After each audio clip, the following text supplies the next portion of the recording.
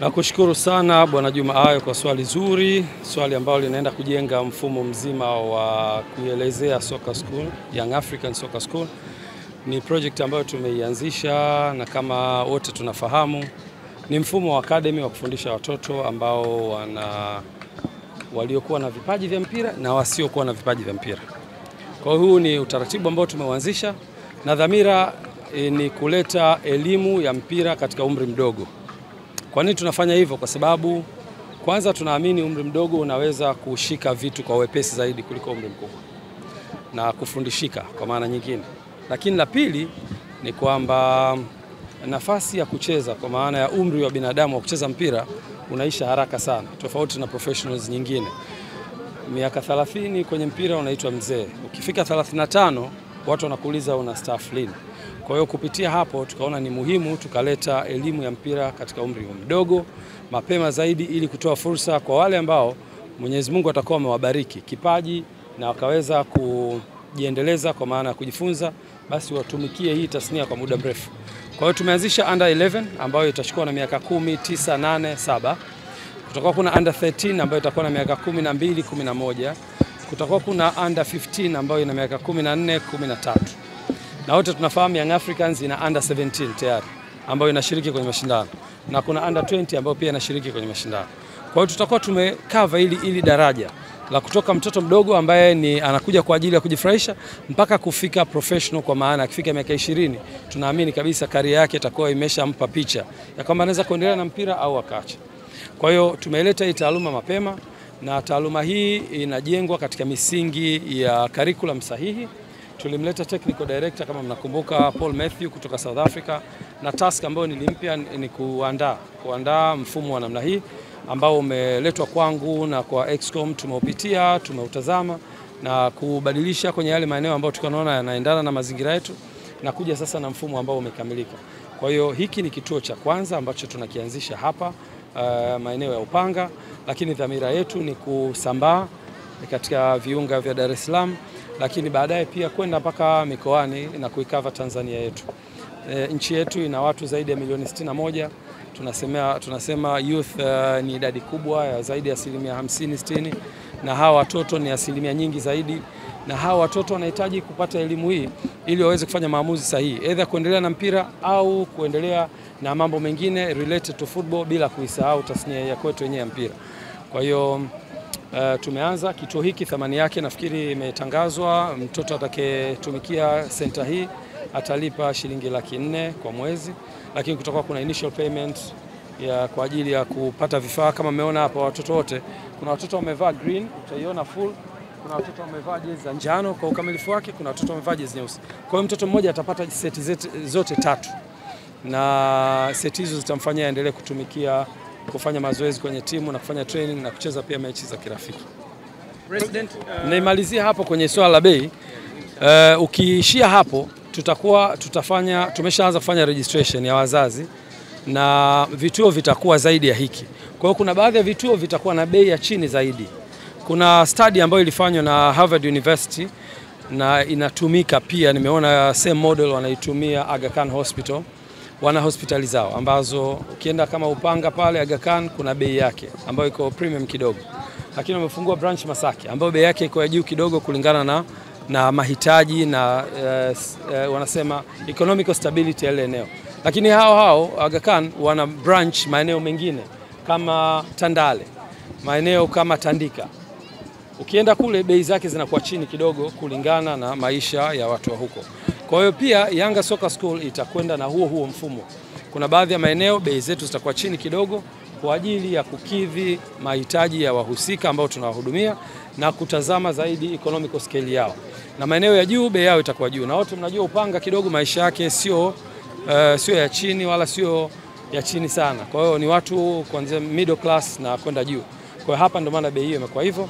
Na tunataka pia watu wapate huduma sahihi, kuleta walimu wazuri, infrastructure nzuri kama hizi, lakini pia vifaa ambavyo mnaviona hapa. Watoto wakija, kila mtoto atakuwa na mipira yake. Sharing itakuwa hakuna unless watakuwa wanafanya drills za pamoja. usimamizi mzuri, mtoto wako akija atakuwa salama, hataweza kuchukuliwa na mtu mwingine. Tumeandaa utaratibu mzuri. Kwa hiyo kuna supporting staff kubwa kwa ajili ya hii miradi. Ndio maana pia tumeweka gharama ili kukidhi gharama za uendeshaji wa hivi. Na nichukue fursa hii kuwaalika wazazi wanaopenda watoto wao wajifunze mpira. Tunawakaribisha, mfumo umetangazwa, wapite kwenye social media za Yanga. Lakini pia kuna physical registration ya hapa kituoni. Ukija hapa unaweza kusajiliwa, ukalipa ada, mtoto wako akapewa vifaa, immediately anaanza. Na hii sasa hivi tumeshaanza, tunatarajia kutokana na usajili tutafungua pia vituo vingi zaidi. Niwashukuru. President, tumeona hii sio mara ya kwanza kuwa na Pitso. Labda kwa nini Pitso ndo anakuwa anahusika sana katika nyimbo yenu na katika tukio hili? Kwa nini Pitso Mosimane?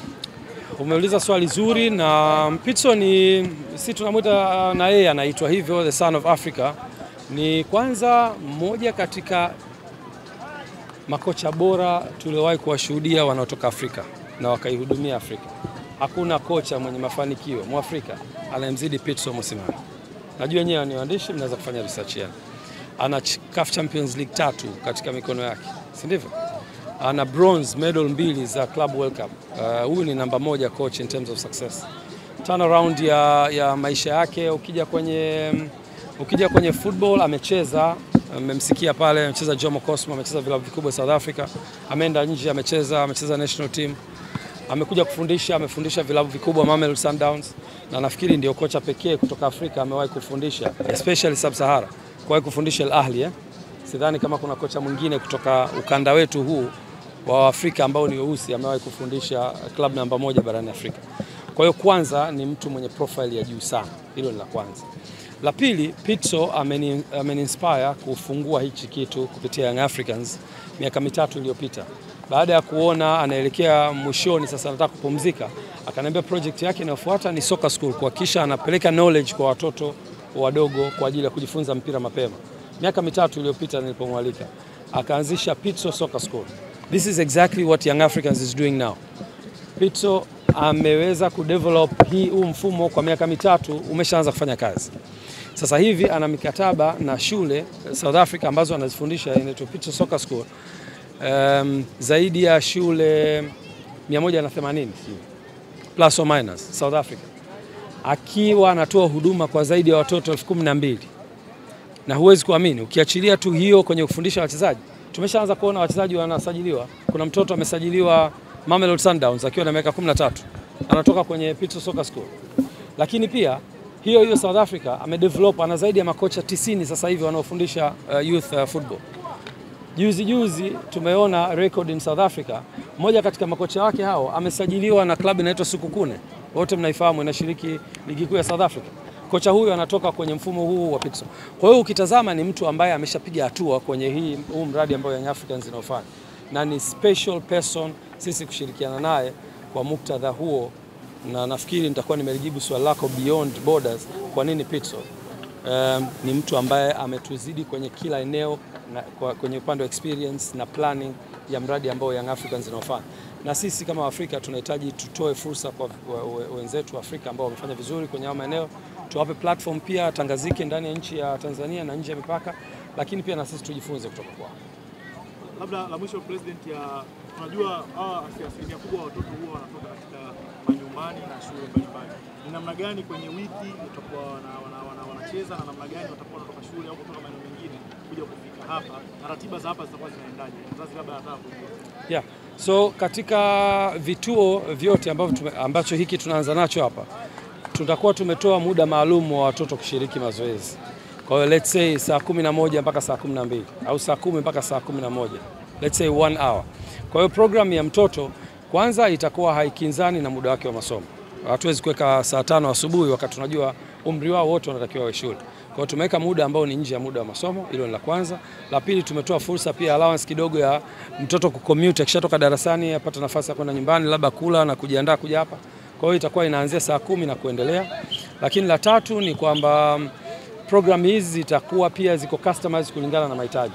Kwa hiyo over the weekend pia kutakuwa kuna nafasi ya watoto kutrain. So wazazi na technical staff yetu watakuwa wanakaa wanatengeneza program. Labda wakati wa likizo program inaweza kubadilika, wakati wa masomo program inaweza kubadilika, na hiyo inaendana na mahitaji. Lakini kiufupi mtoto akilipia atatrain siku 4 kwa wiki. Maximum siku 4 kwa wiki. Kwa hiyo kutakuwa kuna session katika siku 4, 3 za wiki na 1 ya weekend. Na akifanya hivyo atakuwa amepata hiyo nafasi ya kuhudumiwa. Lakini pia kutakuwa kuna special programs za watoto kulingana na mahitaji. Mtoto huyu hawezi kuhudhuria vipindi hivi, anatengenezwa special programs. Nia na madhumuni ni kupromote watoto waingie kwenye mpira, waupende mpira, lakini pia wajifunze, na wale watakokuwa na vipaji tutaweza kuwa develop zaidi hapo. Na kama atatokea labda kuna mtoto ambaye anafanya vizuri lakini wana maisha magumu zaidi, lakini nyinyi Yanga mnamuona huyu mtoto ana kipaji, huyu mnamsaidiaje? Yeah, so tuna program nilikuwa nataka pia nielezee hiyo, nashukuru Juma kwa hiyo nafasi. Tuna program pia za kutembelea kwenye private schools na government schools. Kwa hiyo tutatoa fursa ya walimu wetu hawa katika muda wao mdogo watakuwa wana dedicate kwenda kwenye shule mbalimbali. Inaweza kuwa randomly shule fulani ya Kijichi ikachaguliwa. Kwa hiyo tutakuwa tunaenda na vifaa vyetu, tunaandaa session pale kwa ajili ya watoto, na wakati tunafanya hivyo itakuwa inatumika dhamira pia kuscout talent za juu kabisa, ambazo hizo talent zinaweza pia kuja kujiunga na sisi. Kwa hiyo tumefungua special window ya watoto ambao hawatakuwa na uwezo kupata huduma hii bure, na hii itapita kwenye mchakato wa approval mpaka huyo mtoto tuone kweli hata kuwa na uwezo wa kulipa, wataingia kwenye hiyo program ya CSR. Kwa hiyo sehemu ya haya mapato ambayo wenzao watakuwa wanalipa wanaojiweza itatumika pia kuwahudumia hao watoto wachache watakaokuwa hawana uwezo lakini wana vipaji. Shukrani. Jua.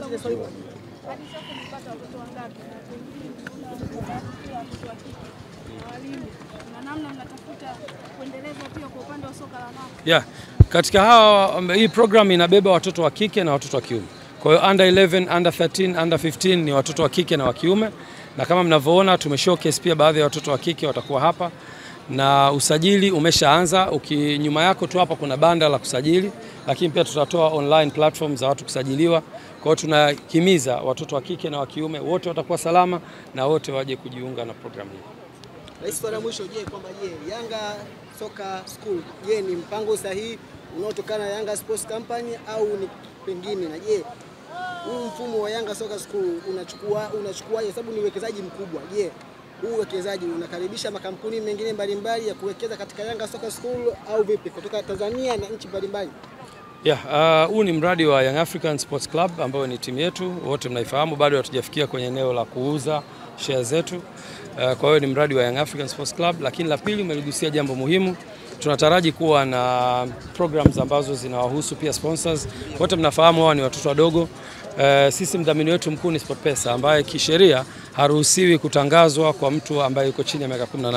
Kwa hiyo nichukue fursa hii pia kuwaelezea wafanyabiashara na watu wenye brand mbalimbali kushiriki nasi kwenye sponsorship za watoto, kushiriki nasi kwenye programs za udhamini. Umeona hapa GSM Water na GSM Drinks wanafanya, lakini pia kuna bidhaa mbalimbali za kusupport watoto. Maziwa ni muhimu kwa ajili ya nutrition za watoto na mambo kadha wa kadha. Kwa hiyo nitoe fursa hii pia kualika watu ambao wanataka kufanya matangazo kupitia hizi platform. Karibuni sana. Asante sana President.